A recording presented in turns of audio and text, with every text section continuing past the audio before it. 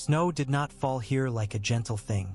It came from the sky that night in hard-grained motes that hissed when they touched dragon-warm stone and clung to everything else. The crenellations, the blackened teeth of Winterfell's towers, the mail and leather of the sentries who watched with their chins tucked deep, the burnt banners and the new ones. The wind came with it, a low animal sound in the gaps of the walls, smelling of ash, cold iron, and horses. The dark held the old fortress the way a hand cups a flame. Daenerys stood alone at the battlement, her gloved fingers resting on the rimed stone. Below in the yard, men moved like shadows around the banked fires. A smith's hammer clinked. A woman's laughter rose, startled and brief, and vanished. Drogon lay crouched along the outer wall like a living rampart, vast body breathing slow, red dark eye half-lidded, steam riding his nostrils. The snow dusted his scales and melted, and dusted again, a slow rhythm. In the day, the North had given her silence. She had not been unused to silence, yet this kind of silence had shape and teeth to it. It watched, measured, weighed, as if it were a lord in some high chair of judgment. The dead were counted and buried. The burnings were spared. This was the North, and the ground was hard. So the bodies rested beneath fitted stones and upon pyres at the very edge of the godswood where the old trees could smell them. The women who had cooked for the army had set bread outside the gates for passing children with raw hands. Winterfell breathed, hurt but breathing still. Against that breadth of hush, rumor moved like a thread of hot water through snow. A foreign queen, the Dragon Queen, the Southern Queen. She heard it in the way the hall went a little still when she entered and started again when she left, in the names given behind her back. Her people, Tyrion's careful hands, Missandei's voice, Grey Worm's eyes with their lampless steadiness, stood with her. That was not nothing. It had always been everything. And yet, as she watched breath smoke and snow fall, she thought that a home was more than a place where those who loved you stood. Home was a district of the heart where one was not an intrusion. Bootfalls sounded behind her. She did not turn at the first sound. Drogon raised his heavy head, hissed softly, the sort of sound he made when a familiar dog came too near, then lowered it again. Jon came to stand a good yard away, as if he had learned her space, her temper. He wore the same old cloak, mended again, the fur patched in two places. The one dark curl had fallen down over his brow, wet with snow. He had always looked younger under snow, younger under wind. The lamplight from the arched tower door made a gold seam at his shoulder. "You should be warm," he said. His voice was plain as bread. He had never learned the language of courts and could not, and she had not wanted him to. "You've been out here long." "I am warm," she said, and it was almost true. At her back was fire. At her front was a wind that knew her name. The North sleeps with one eye open. "They've slept like that since the first men," he said. "The eye has a lid. It closes sometimes. That is a hope. Hopes are not lids. They could be," he said, and his breath made a ghost that blew away. She glanced sidelong. The light found the scar above his right eye, the healed split of skin that made an old exclamation point when he frowned. "I know what you have done for them," she said. "They know it too. I am not a fool, Jon Snow." He smiled at the snow. "Good," he said. "We've too many of those in the world as it is." She was not a little amused and did not show it. "I know what you have done for me," she added, because truth was a thing she had once sworn she would hold, even if it cut like a blade. "You bent the knee and brought your people and your honor. You gave me your counsel, such as it is." She risked a slant of mouth and he risked it back. "You gave me more than that." He moved, not closer, but into a place nearer, which was not the same. "And you gave everything you had left," he said. "You came across the world. You burned your ships 1,000 times over in your heart. You lost a child in the sky and then another on the ground. You put yourself between us and darkness." He took in a breath that lifted his shoulders. "I've been thinking. The words every woman wants," she murmured. She could not help it. It slipped free and hung in the air and then made them both breathe differently. He turned his face and the corner of his mouth bent. "Perhaps not," he said. He set one hand on the stone as she had done, not touching her. The wind tugged at the fur of his cloak and at the white straggle of a single hair caught in the seam of her glove. I've thought on what they'll do if we ride south. What they'll say. How they'll look at you as they looked at me, and worse. A city does not love the way the North loves or hates. They count and bargain. The men in gilded armor won't kneel because you saved them from what they never truly believed in. They'll kneel when they must, and stand when you stumble. And here, he looked beyond the wall, where snow covered the vast dark. Here, they know what is owed. Debts are a kind of leash, she said. Then unbuckle it, he said, too quickly, then stopped as if he had said too much. He swallowed and set his jaw. His eyes, when he lifted them, were the color of storm water. Let me give you something I can give freely. She said nothing at first. She had known gifts. They had always come with hidden hooks that found flesh days or years later. His voice had not changed when he had said the words, and that was what struck her. It had remained plain, the same old useful tool. What? She said. Not breathy, not gentle. Simply the question. The echo of it went down into the yard and knocked lightly against the ears of men hauling wood. The North, John said. She looked at him. The North, he said again, and there was the slightest tremor in the word, as if the shape of it in his mouth had weight.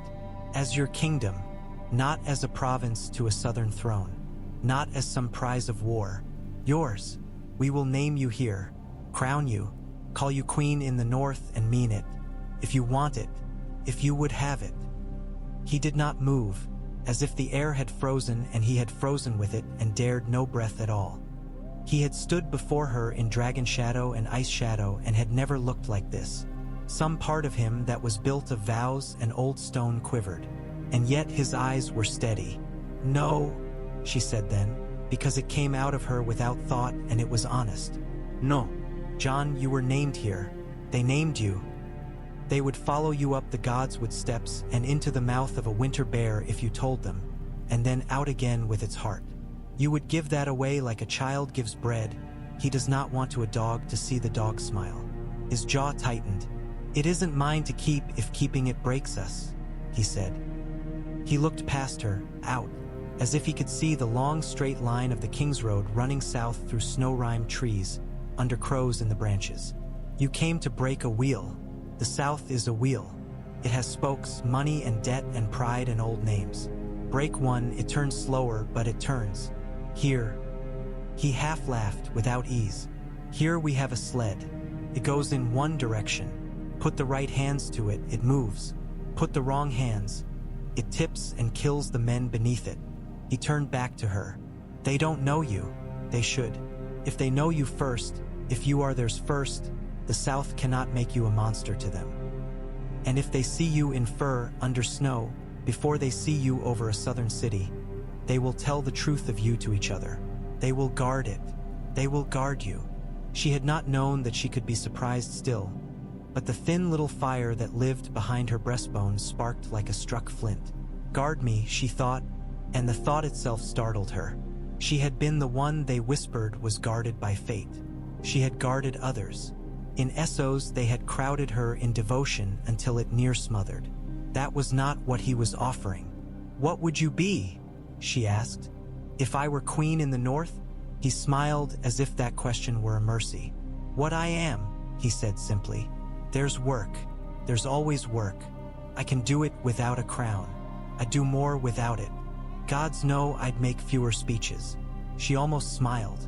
She did not. And Sansa? She asked. The smile went. She'll step on my foot later for not warning her, he said. She'll tell me I've made a mistake. She'll be wrong at first and then right later and then wrong again and then... He shook his head. She loves this place like you love your dragons. She loves it the way I love it, only with more teeth. She'll try to bite you to see if you flinch. If you don't, if you learn the names of the little rivers between the hills and how to hear what Wyman Manderley means when he smiles, she'll be your steel. She's had to be steel. She'll trust you when you've earned it and never before. And Arya, She'll vanish for 2 days and then sit beside you in the gods, would like a white cat, and tell you that if anyone tries to stab you, she will be very, very annoyed. And Bran. Her voice had a dryness she had not put there. Jon's eyes flicked, then steadied. Bran will tell you something you don't want to know and something you do. Then another you don't. He knows what he knows. He's himself. And the men? She nodded toward the yard, where 3 men and a woman were struggling with a green log too heavy for them and laughing at themselves because it was easier to laugh at a thing than to curse it in the cold. The lords. They're like winter apples, he said. Hard when you bite. Sweet underneath if they've kept right. Rotten in spots if they haven't. For a moment the world felt like a thing balanced on a point that lay no bigger than a fingernail. She had been balanced thus before and had leapt in one direction or another because fire was behind her and stone before her. There had always been one way that was right, and it had never been the easy way. Her mother's milk had been the taste of flight and breathlessness.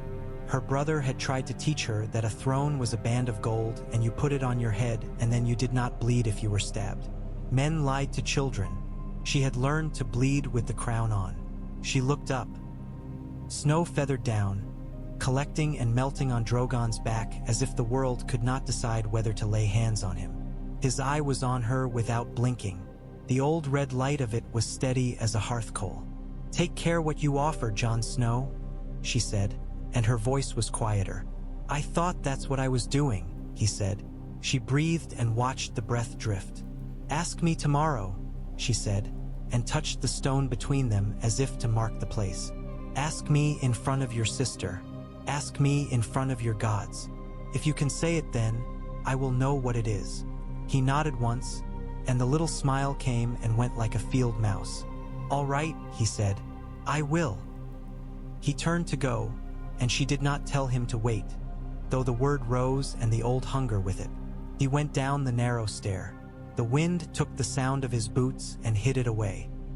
After a time, she went the other direction, beneath the tower, along the corridor with its notched walls where an axe had struck centuries ago, and out into a quiet that lived like a creature under the trees. The godswood was old in a way that had nothing to do with dates. It smelled of clean wet and iron from the frozen pool.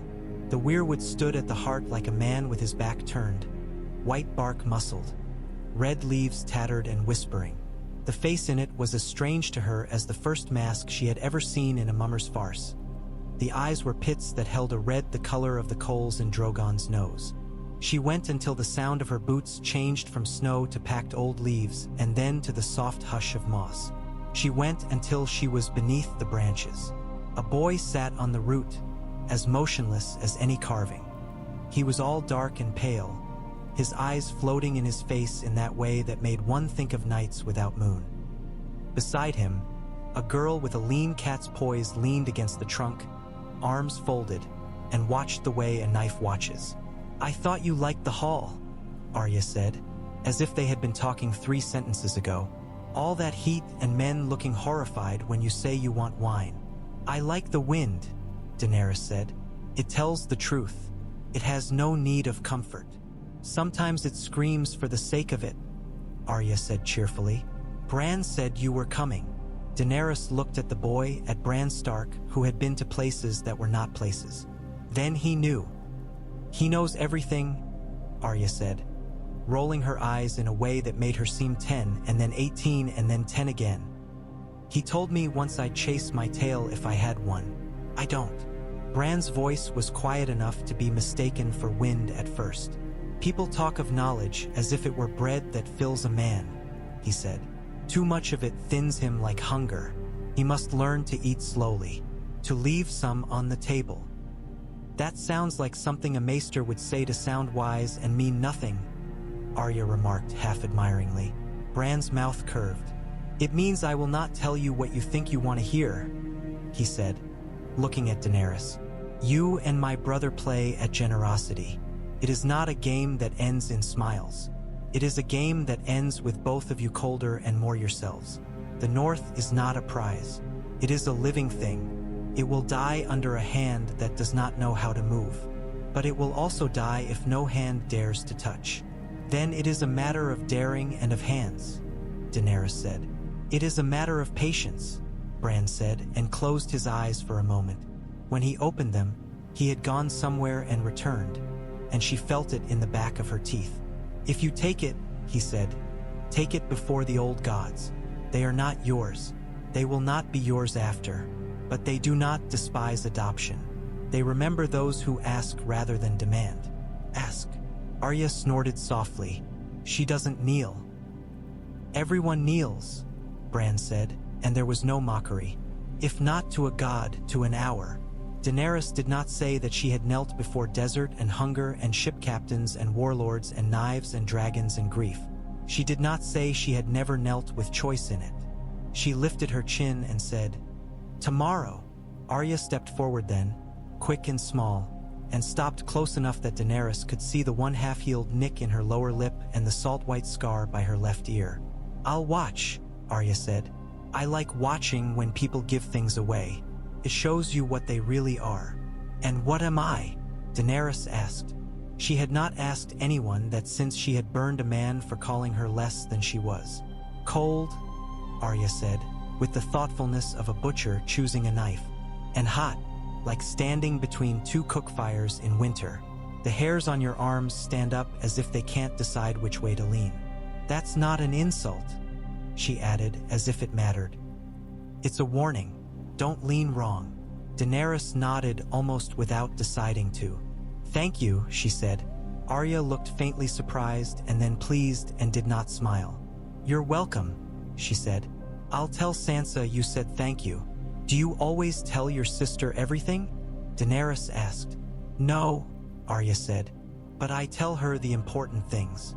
Tell her I said good night, Daenerys said, and Arya's head tilted in amusement and she went away like a vole under snow. Bran watched her go, and when his gaze returned, it did not look at Daenerys so much as through her. He loves you, he said almost gently. He will love you even if you become the thing he fears. He is like that. Is that a blessing? She asked. It is an answer, Bran said. They're rarer than blessings. She understood that and did not say that she wanted, suddenly and at once, to press her palm to the weirwood and ask it to bleed in a way that made sense to her. She was a stranger in this grove. She would not pretend to be otherwise. The next morning dawned bone-white and quiet, the kind of quiet that came when the snow had fallen all the night and then stopped as if it had remembered something. In the great hall, the fire had been made very large. A few icicles hung from the high beams and dripped steadily. Men took that as a good omen because the ice was melting, and it was always better when ice melted than when it grew. They gathered. The stark wolves on the banners hung as if listening. The old shields in their racks watched with iron eyes. Sansa sat on the high seat with the plain iron circlet at her temple and the wide dark gown that made her look taller than she was.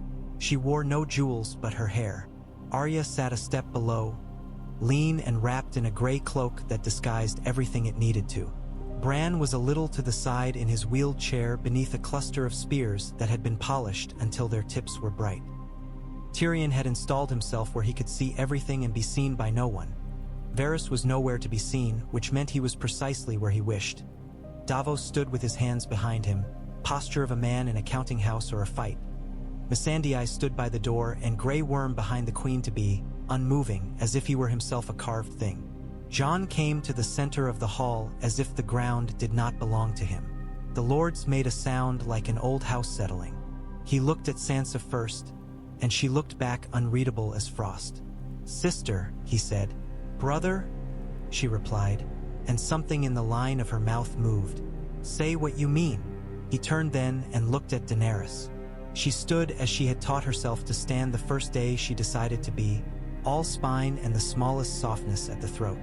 Jon said, "When I asked her to come north, I made a promise. We all make promises that cannot be kept. This is one I mean to keep." He let the words rest on that ledge. Every face in the hall leaned toward the drop. "I asked Daenerys Stormborn to save us," Jon said. "She did. I asked her to stand against what our fathers' fathers told stories about to frighten children. She did. I asked her to burn for us. She burned." He drew in a breath and steadied it with his hands open at his sides. palms out like a man showing he carried no knife. She has been called many names. I will give her one here in this hall that is mine to give. The North's name, if you'll have it. Sometimes he was as quick and direct as an arrow. He could not be otherwise for long. The North, he said, will be yours if you will be ours. Be our queen. Not for the South, not for a chair in a broken city. For us, for this place, for the children who were born in the winter and will go to the river in the summer and will be old under these beams. I step aside. I will serve. I will not be king. The sound that went through the hall was like a beast's breath. It had heat and wet to it. One could almost smell the old oaths exhaled. Sansa's eyes did not widen and her shoulders did not move. Only her hands tensed on the arms of her chair, then loosened. A low, sardonic voice came from the left. "That's a fair speech," said Lord Glover, his beard shining with melted snow. "But the North's crown is not a loaf of bread to be passed down the table because a man has no appetite." Another picked up. "We bent no knee to dragon or lion," said a woman with salt and pepper hair braided like a rope down her back. Lady of bare eye. Sland, lady by right if not by age, with a child at her side who clutched her skirts and stared at the dragon queen with a fearless curiosity. "We swore to the king in the North, and still do," cried a gray-browed man in manderly colors, soft-voiced and heavy-bellied but with an eye like a knife behind velvet. "Yet we are not deaf. The lady sees our sons alive where they might be dead. That says something." "It does," Sansa said, and the hall quieted again because the timbre of her voice did not allow much else. "It says we owe. We are glad to owe. Says we are not ingrates. Says we are careful with our debts. A debt repaid in foolish coin is not repaid." She stood. She looked at Daenerys, and for the first time there was no calculation in the looking. There was something that looked like, not kindness, recognition. "You came when he asked you," Sansa said. "You bled when he bled. You didn't have to do either. We asked much of you and gave little save cold and onions." She glanced toward Davos, and he made a face as if to concede that onion was his dominion. A little ripple of laughter moved like birds at the eaves. "The North is not a simple thing," Sansa said. "It does not sit well beneath southern names. It breaks whatever tries to sit upon it with ease. If you would be our queen, you must be queen as we are North, with less splendor than suits you, and more patience than suits anyone." Daenerys felt, absurdly, as if she had been scolded and asked to step into a circle at once. She lifted her chin. "I will be what is required," she said, "but not less than what I am." "Good," Sansa said, and in the single word there was the ghost of a smile and the steel of a sword laid on a whetstone. "Then let us do this as we do such things. Under the red leaves." They went into the gods, would like a procession in some history that would be argued later in stinking tents with cheap wine. How the queen wore fur at her collar. How the dragon breathed and the snow burst to steam. How the lord stood radiating heat and disquiet. How the children peeked between elbows and a dog barked once and was hushed. The weirwood made the air feel like breath held too long. The pool had frozen to a thin skin that looked like glass on a dark eye. The wind had softened to a whisper, and the whispering of leaves seemed to speak a language made before the mouths that made it. Sansa stood beneath the tree with Jon at her right and Arya at her left. Bran was further off, his chair well sunk a little into snow, his hands folded. Daenerys stopped in front of the tree. She remembered a temple beneath a mountain where slave bells rang and the smell of incense choked the breath. She remembered a dusty square where men had cheered as they cheered anyone with a sword. She remembered salt prisons and walled gardens and gilded cities. She lifted her hands. She was not sure whether to kneel. She looked for the boy's eyes and found them. Bran nodded once, felt like a small thing then to bend, and so she knelt. The sound of snow compressing under her knees was loud in her ears. The old god's face was over her. It regarded but did not judge. She set her bare hands on the ground, gloves off, palms to the cold earth. It bit into her with joyless clarity. "I am Daenerys," she said, too used to the litany to deny it its place. "Of House Targaryen." Blood of the dragon. I have carried my name to cities that spat on it and made them speak it with pride. I have freed those called property and called myself their mother when that word would save them more than it cost me. I have burned no place that did not raise steel against the free, and I have burned too much. I have made mistakes that killed those who believed in me, and I have walked through fire as if it could not touch me and learned that it touches everyone. I am here. She could feel the eyes on her, like falling flakes on hair and skin. She tried to think of no other god and no other tree. She tried to think of salt and wind and fur and iron and small hands wrapped around bread in winter. I ask, she said, and that was a harder word, to be made of this place, to be shaped by it, to owe it, to be owed. I ask, old ones, to be permitted to protect what grows under your branches and freezes under your moons. I will not pray to you as another would, because I am not another. I will listen if you speak. I will try to hear when you do not. I will not break what is bent unless it must be broken. I will not demand unless survival demands it. If I fail, I will fail with my face uncovered. If I succeed, I will not let the success blind me. She lowered her head. She had made vows in many tongues. None had felt as small and as large as this. Sansa came forward. The circlet they had fashioned overnight was not gold. It was iron hammered thin and cunningly, black with oil and the slight shimmer of frost. At the back, where it would sit beneath hair, the inside was lined with soft gray fur. Along the front ran a line of chips of something that caught light in a cold fashion.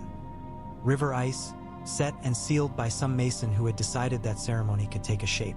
It was not delicate. It was meant to last and to scuff and to show scuffs proudly. Sansa held it, and the lords saw her hands shake once and be still.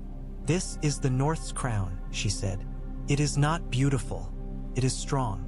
If it must be melted to make spearheads, we will melt it. If the river takes it, we will ask the river to give it back, and it will not. Queens are not drowned because crowns are. We learned that, Daenerys Stormborn, by the will of this house and this tree and these people. If they will have you, take it and learn the names of the rivers. Daenerys rose. The cold had made her palms ache and she liked the feeling. She bowed her head so that Sansa Stark, who had learned to smile with empty eyes and then to smile with filled ones again, set iron on silver hair. The weight of it was less than she had expected and more.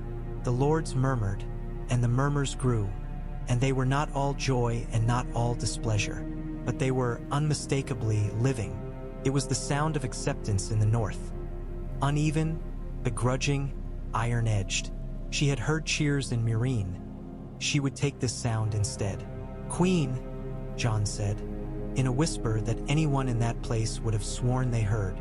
Daenerys looked at him, and then at Sansa, and then at the tree and the pool and the ring of faces that made a crown of their own. "Stand with me," she said, and it could have been command or plea. The best words were both.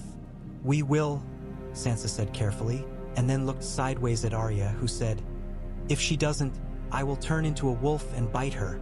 "Wolves cannot speak," Sansa said primly, and Arya rolled her eyes like a child and like a killer too.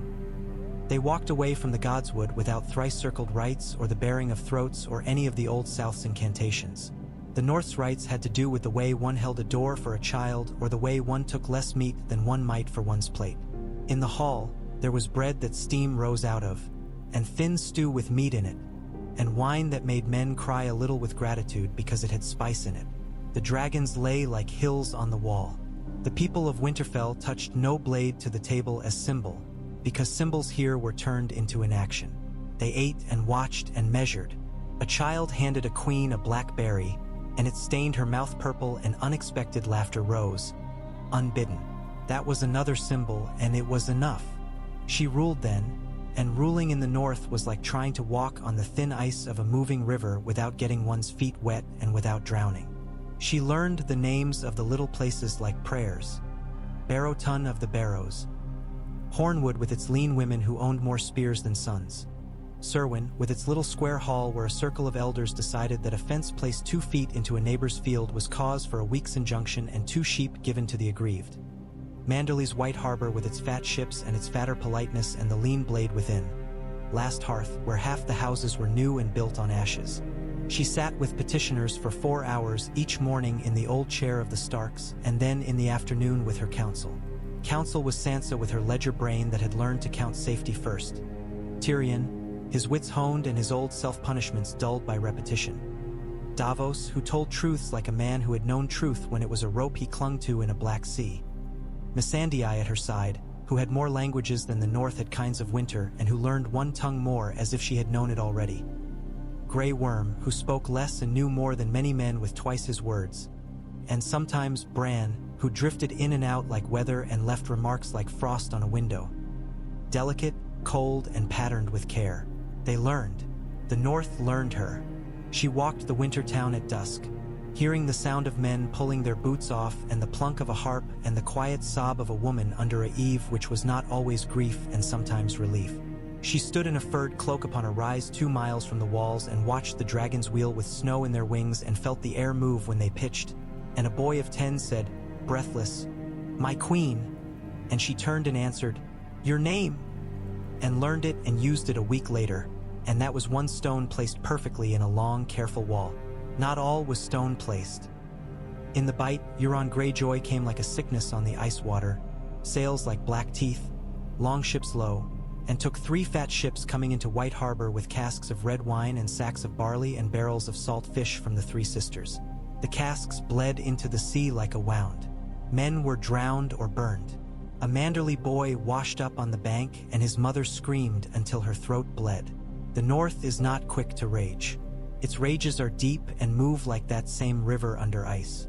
It was argued there in the hall, in a way that was not shouting but whose quiet was iron. To wait was sensible. The ice would grow thicker each day. Soon the longships would be trapped, snares to their own anchorage. Yet the boy's mother's eyes had no day in them that could be waited for. "I will not have us be the kind of people who count cleverness when a child's body is cold," Daenerys said, and though Tyrion sighed and Sansa's eyes went thoughtful in that way that meant she was measuring bread, they did not argue her out of it. She went to the harbor at dawn with the light like a bruise, and men swore she looked like something made of the same metal as the cold. Drogon rose from the stone with his muscles going like ropes, and the sound of him took the breath from men who had gone to war and come back. Regal, his green-brown hide scarred and healing, beat the air and followed. They flew low along the coast, the sea biting like 1,000 miles of teeth. Euron had placed scorpions along the decks of his pine-blackened ships. He had learned. He made a face like a child when he saw her and blew a horn that made the air ring itself and her dragon's head tilt, bewildered. The sound was like pain. It was meant for pain. Drogon flung his head and shrieked, and she laid her body along his neck, speaking through bone and blood, and he steadied under her. Regal wobbled in the air and righted, fury lighting him as bright as sun. Fire and ice made a storm. She burned the first line of ships until tar and pine blood melted, and a man leaped into water that embraced him like a mother and closed and did not let go. Scorpion bolts ripped the air like the sound of great cloth torn. One took Regal along the ridge of the wing and he bucked and screamed, a sound that shot through Daenerys like a nail, but the bolt sheared through and fell. Drogon dove. He knew how to do it now. He had learned the shape of war. He went under the bolts and came straight along the deck of Euron's own ship with his mouth a red furnace and burned the horn blower, and the man who had his hand on Euron's shoulder. Euron laughed under smoke. He always laughed when he could. He steered into the wind. He was a clever sailor, and she hated him for it even as she admired the trick of it. He beat out of the bite like a crab running. She did not chase him as far as she wanted. She had learned a thing in the court of the North that she had failed to learn in other courts. That satisfaction is not always victory. She turned the dragons, and they beat back over the snow-browned coast. And in White Harbor they cheered her with that careful northern manner in which you might mistake gratitude for stubbornness if you did not listen to the way it warmed at the end, like a coal blown upon. After, in council, they argued again, because what else does a council do if not argue until sense rises like cream? Varys stirred from whatever linen cupboard he had been hiding in to murmur that the South had eyes and tongues and gold and soon would have more of all 3. Tyrion pointed out that nothing pisses off a Lannister like denying him numbers. Cersei has had time, he said. Time grows teeth.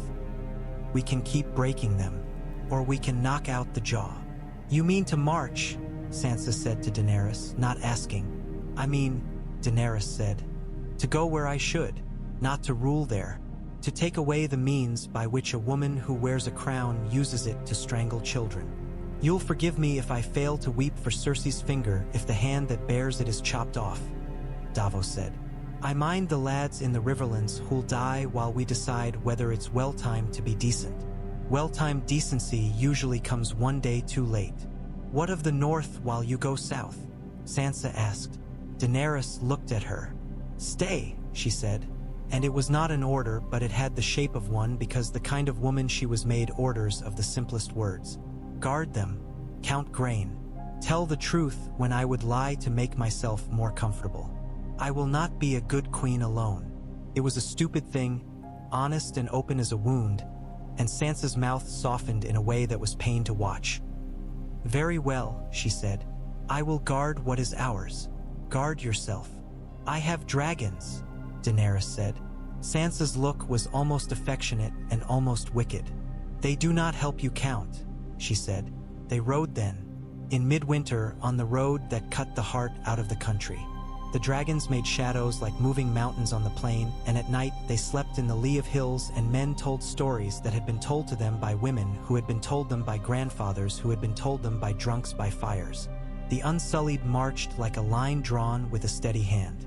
The Dothraki, fewer but not less fierce, kept to the edges and muttered in their own tongue about the uselessness of frost and the stubbornness of the sun in hiding. Arya vanished twice and returned as if returning were as easy as stepping through a door. On the second return she had Edmure Tully's seal ring and a smug look and a little blood on her sleeve, which she did not explain and which they pretended not to see. In the Riverlands they found a land that had been gnawed and spat out twice over. Harrenhal rose out of the mist like a thing half melted and frozen again. Burn-scarred towers like the fingers of a dead man. She would not make it burn again. She walked its broken halls and spoke to the women who had hidden in the choked tunnels, and to the men who had made knives from scrap, and to the children with the kind of eyes that do not blink. She left a garrison of men who had learned from the north to make silent bread and sign quick contracts, and asked them to be merciful first and cruel only when cruelty would save more than it killed. They came to the twins and found them taken by the Golden Company, which was gold indeed and iron besides. The long bridge stretched across the cold river like a coin laid from bank to bank.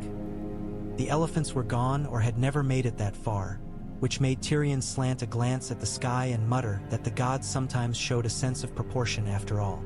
The Sel's words had strung a line of heads over the gate, not theirs. It was an old cruelty done new.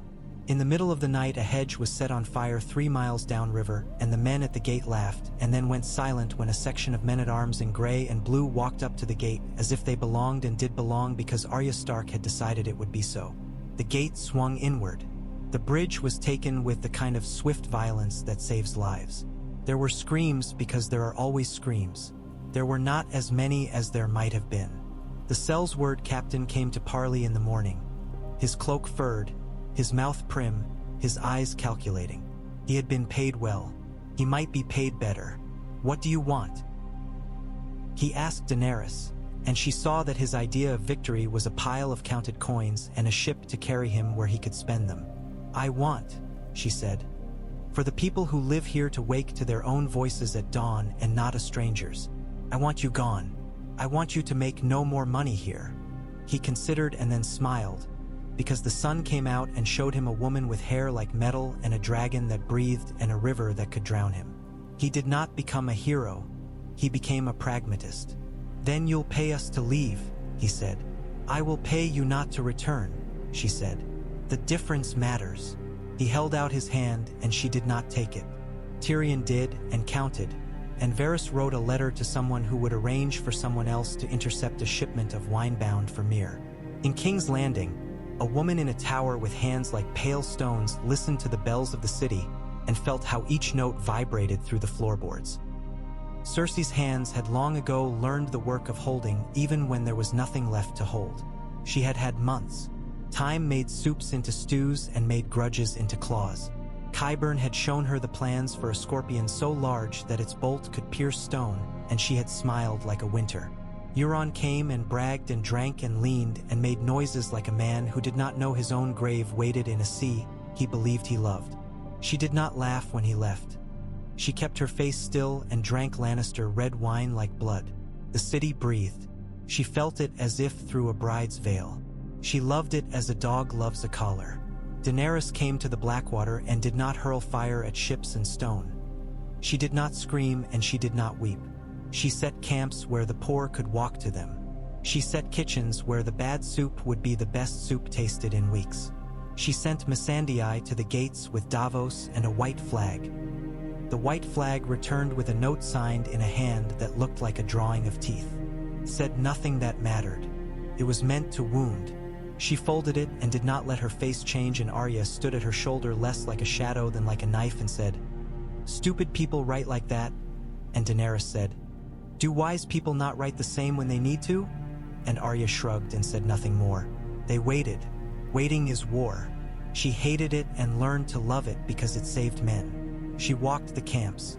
She spoke to a boy who had lost 3 toes to cold, and to a woman who had lost 2 sons to work gangs, and to a baker who had lost his oven to attacks. She learned how to take heat from small fires. She learned the exact sound of a man not speaking his fear. She learned that mercy had a cost as exact as steel. She paid it. The day came that they could not stretch the patience any further.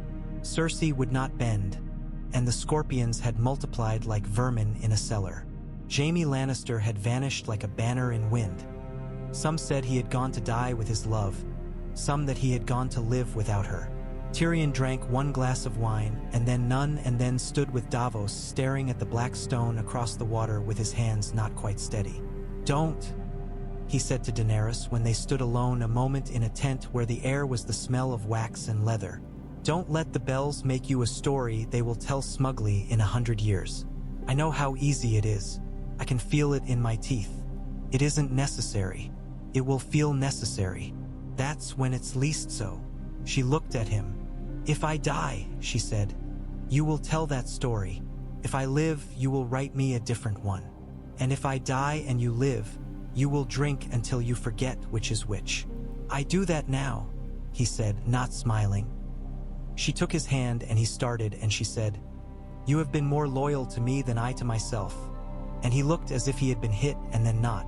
On the morning they went, gray fog lay low. The dragons rose into it and were gone from sight. The horns sounded along the line, unsullied advancing like the tide. Northmen in their rough armor knocking arrows and cursing under their breath in affectionate obscenities. Davos muttered to 3 captains in 3 accents and made a shape with their ships that looked like a smile with broken teeth. The first scorpion bolt came out of fog like a god's finger. It took a man standing 50 feet to Daenerys's left through the belly. He fell with a patient surprise in his eyes. The fog made the city a ghost. She could hear people before she could see walls. Crying, the thud of boots, a prayer, a curse, a girl laughing for no reason but that she was 16 and it was morning and she had not learned to be afraid of mornings. Regal burst down out of the fog, wings slick, eyes bright, and skimmed along the river, his tail clipping a chain that snapped like a whip. Drogon followed, and their fire flared along the scorpion groves until metal ran like rotten sugar.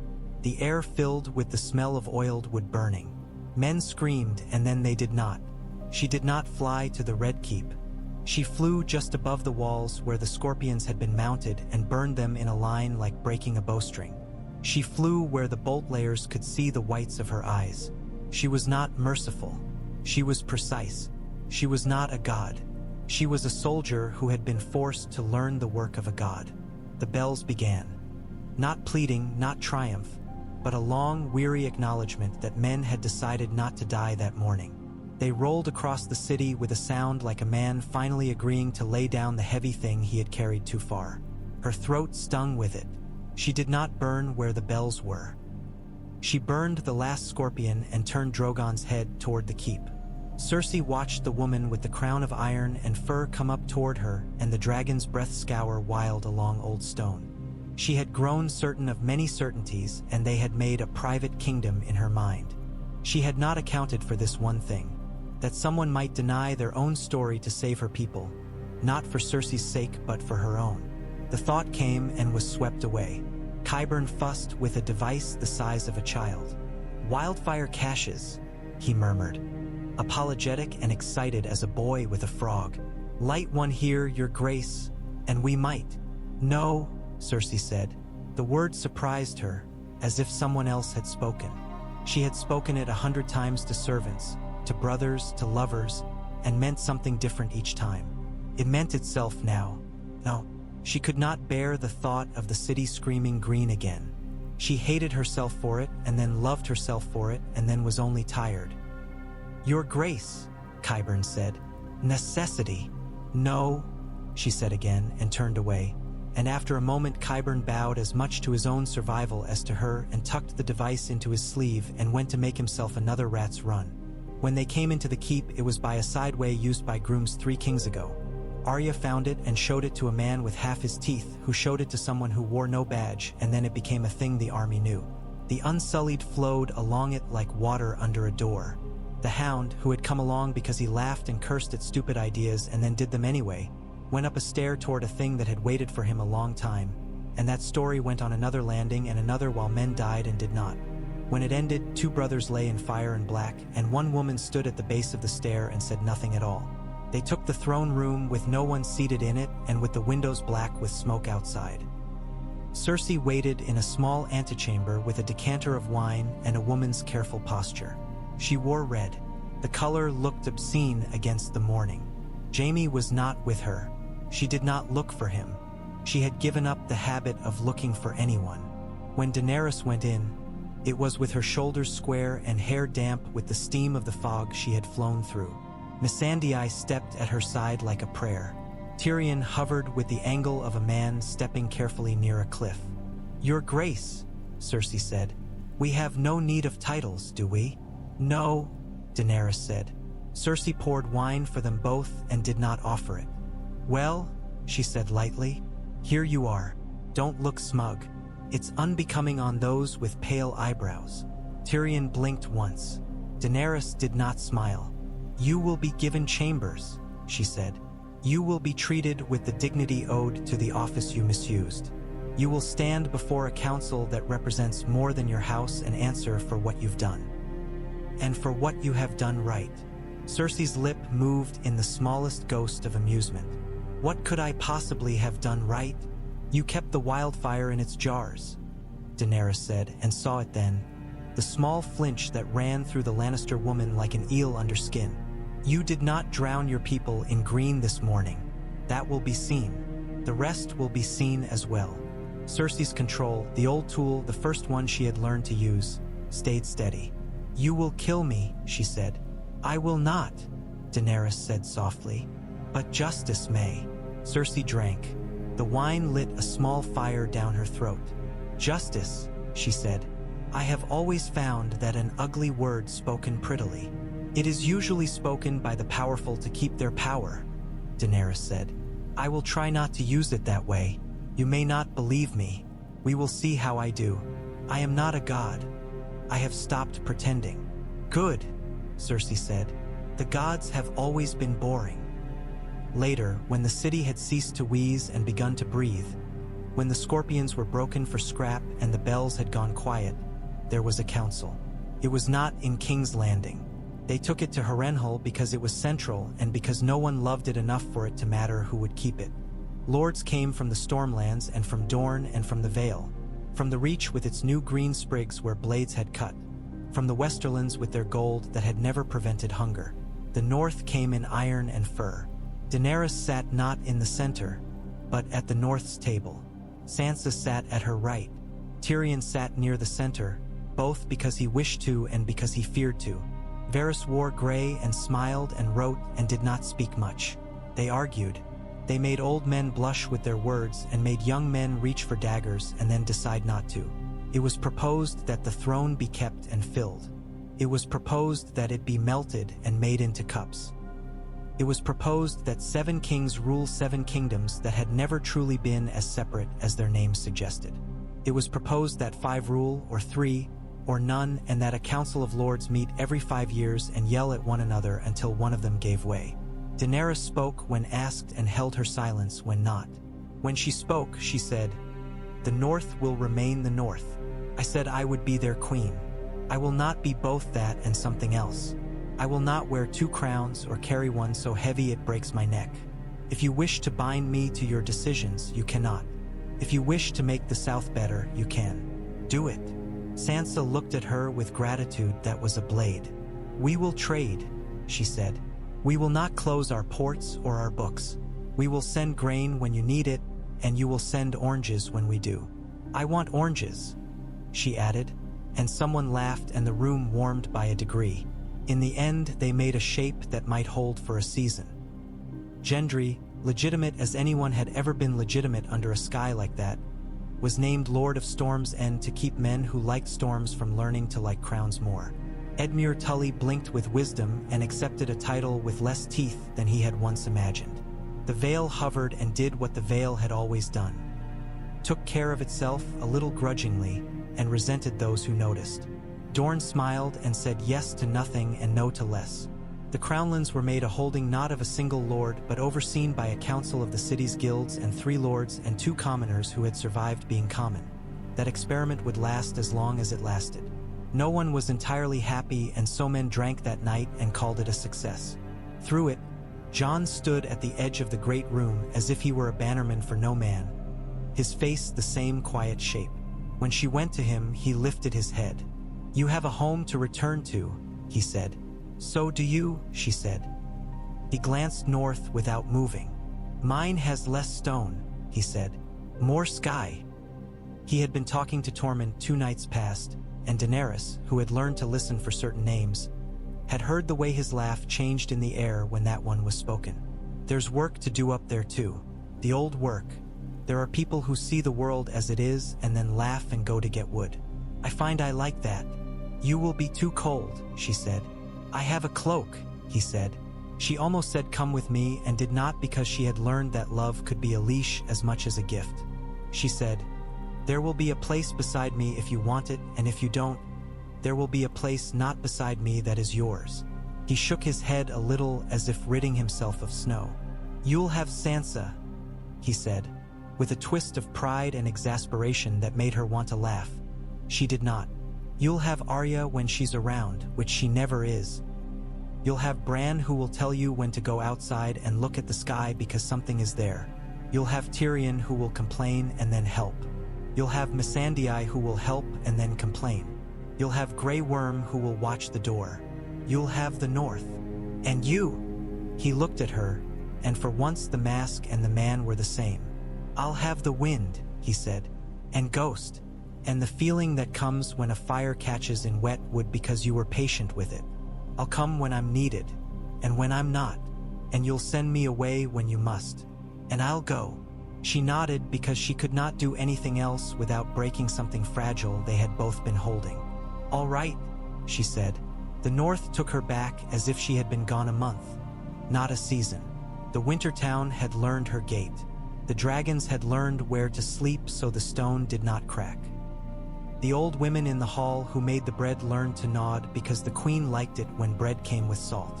The men who worked the timber yard learned to call her name when a log stuck. There were things a dragon could do that 10 men could not, and there were things he should not do and often did anyway with pleasure. Children touched the scales they were allowed to touch and told stories to each other in which the queen had become not the dragon queen but the winter queen, which was an epithet she had neither sought nor wished for, and which pleased her because it had been given rather than bought. They built things. They made a new hall for records where Missandei wrote in a clean, neat hand that was a joy to look at, and where a boy from White Harbor learned to read a dozen names in 2 months and learned to be proud of each. They dug a new granary in the west yard with sloped sides that would hold against wet. They sent men to treat with the men of Skagos, who were more bear than man and more man than bear, and who wanted very few things and asked for them with such firmness that they got them. The free folk came and went like the wind itself, trading skins for steel and stories for cheese and knives for nothing at all because a woman liked the queen's hair and pressed a knife into her hand and said, "For your hair." Daenerys took the knife and braided her hair with Missandei's careful fingers, and the knife sat at her hip, and it did not matter what it had been meant for. It mattered what it became. In the deep winter, she went to the wall because she wanted to know where the line was that men had drawn, and because she had never liked lines made by others before she had seen them. The wall was smaller than her imagining and larger than her. It made the air feel thinner, as if a giant had drunk some of it. The men there looked at her with expressions like old boots. Jon was there before her, and Ghost came to her like fog, a great pale thing with his mouth open in a pant that was not friendliness and not unfriendliness. She put out her hand and he touched it, and his tongue was rough as a cat's. Jon came out of a door cut into ice with the same old cloak and a new scar along the jaw that looked like a path drawn in haste. "You look well," she said. "You look cold," he said, and put a hand on her arm, not as a lover nor as a king, but as a friend would, a living hand, warm. They walked along the top of the wall with the sky very near and the world laid out like a map. He told her about a woman who had lost all her sons and then found a daughter under a fallen tree. She told him about a boy who had been born in a storehouse because the house was too cold for it. They stood and did not need words. He pointed, and a herd of something moved down there, black and small, lives going on with no regard for their own grandeur. Drogon furled his wings along the ice and hissed irritation, and then grew still because above the wall the air had a cold that was proper and old, and even dragons could respect. They parted without drama. Sometimes a goodbye that is not tragedy is simply a door that closes quietly and then stands there when you pass again. She rode south and the wind stabbed tears into her eyes, and she did not wipe them because they had earned the right to fall in the open air. Spring came uncertainly to the north. It was like a shy man at the edge of a dance. It stepped forward and back, and then, one morning, took a full step and did not retreat. The icicles were gone and the river went faster, and there were wildflowers low to the ground that had no patience for petals and came in little stabs of color that made children shout with the surprise of them. The queen went to the river and knelt and cupped the water and drank. It tasted like iron and stones and faintly of fish and of old wood and of ice and of something she could not name. It tasted like the thing she had wanted without knowing it had a taste. On an evening when the air had the exact softness that follows a day of hard work well done, Sansa came to her with a ledger and 3 loaves of bread and a jar of orange marmalade that looked like captured sun. "A gift," she said, tilting it. "Payment from the south for not charging them too much for ice in their drinks." "You can charge for ice?" Daenerys said, startled, and Sansa smiled a wolf smile. "Not twice," she said. "Once is enough." They ate bread and marmalade in the great seat with their shoes off, indecorous and content, and Daenerys thought that this might be what the breaking of wheels looked like. Not a single shattering, but a long, careful work of prying spokes from hubs, of oiling good wood, of deciding which shapes were useful and which were not. Children played in the yard below, chasing a boy who ran too fast for his height. Drogon shifted along the wall and blew a lazy plume of warm air that melted a patch of snow the way a mother kisses the thin skin at a child's neck. The smell of horses came, and of hay and of iron and of bread. The red leaves in the gods wood whispered. If she listened, she could hear a language she would never speak, and she did not begrudge herself that. She spoke her own and would honor theirs. That night, she dreamed a dream without dragons, which was rare. In it she was beneath the leaves, and a woman with hair like soot and eyes like winter smiled and set a hand on her brow and said no word at all. When she woke, the taste of marmalade was still in her mouth, and Missandei lay asleep on a bench with a book fallen on her stomach, and Grey Worm stood in the doorway, which was foolish because the corridor behind him had 2 more doors and he could not watch both, and he did not care. There would be new wars because the world made them the way the body makes heat. There would be old grudges that raised their heads like snakes because they had been warmed by spring. She would bend and not break and not be broken, and count bread, and listen to stories, and learn to sleep while a dragon hummed to himself like a kettle. She would speak to the old gods sometimes, and to her own, and to none when words failed. She would not be loved by all, and she did not want to be. She would be beloved by enough. On the first day of true summer, which would not be acknowledged as such by any northern farmer because summer is declared only in retrospect when one counts the wheat, she stood above the winter town and watched a line of men and women and children walk in carrying baskets of mushrooms the size of small plates. The stink of them rose merrily. A boy paused and looked up and waved. She waved back. The line moved. "Queen," said a voice behind her. Sansa, ledger under her arm, like a story at her elbow. "There's a letter from the south. It's boring and important. It asks if we have spare timber. We do if you make 3 men stop hoarding it in Hornwood." "We will," Daenerys said. "We will do that." Sansa placed the ledger on the parapet. "You made a home out of our winter," she said, so matter-of-factly it made the words more than pretty. "It turns out that breaking wheels is a job for women with warmed hands." Daenerys closed her eyes. She was very tired in the way one is when one has done 3 useful things and 1 useless one and might do a 5th. The wind was warm. For 1 heartbeat she felt exactly the age she was. For 1 heartbeat she felt older. She opened her eyes. A peregrine falcon fell from the sky like a thrown knife, leveled, and soared away. Drogon rumbled, a sound like a laugh. Somewhere, far north where the land did not end so much as give up trying to be land, a man with a gray cloak and a white wolf at his heels paused and turned and thought he heard laughter and then decided it was only the sound of ice cracking to make room for water. He smiled anyway. In Winterfell, the Queen of the North took the brush from the woman with the clever hands and drew it through her hair, slow strokes that made the dragon hum louder. She set the iron circlet aside. Her head felt light without it and not wrong. She sat. At the window, the evening light leaned as if listening. The leaves whispered. The day, the long one she had woken into, put his head down and slept. The night took its place with a tenderness that only the North believed in. Daenerys breathed. The air went in and out, snow and summer both at once. She reached for the letter on the parapet and opened it and smiled and frowned and called for Sansa, and life went on.